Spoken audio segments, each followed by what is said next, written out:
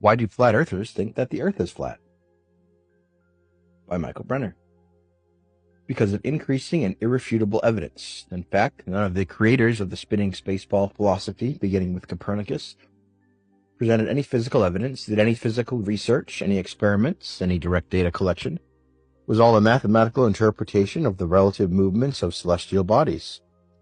But as Einstein admitted, the struggle, so violent in the early days of science, between the views of Ptolemy and Copernicus, would then be quite meaningless. Either coordinate system could be used with equal justification.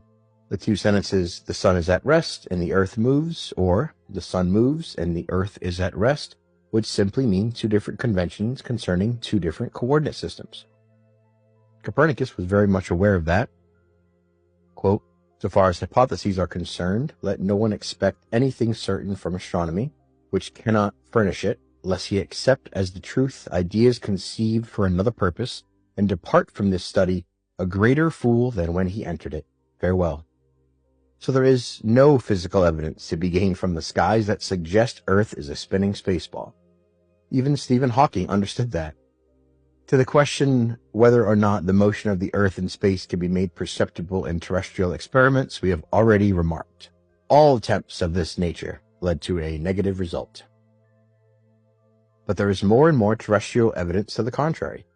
Infrared photography shows objects at distances that would be completely impossible on a globe, and nowadays, LORAD communications break line-of-sight records across 1,300 kilometers.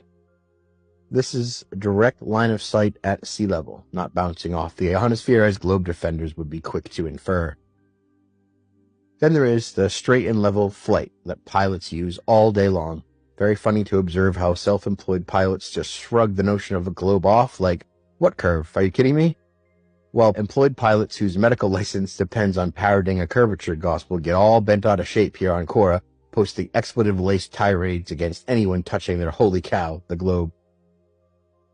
Here's a flight instructor's view on that matter, published in New Scientist in August 1979. It says, one can, of course, believe anything one likes, as long as the consequences of that belief are trivial, but when survival depends on that belief, then it matters that beliefs correspond to manifest reality. We therefore teach navigators that the stars are fixed to the celestial sphere, which is centered on a fixed earth and around which it rotates in accordance with laws deducible from common sense observation.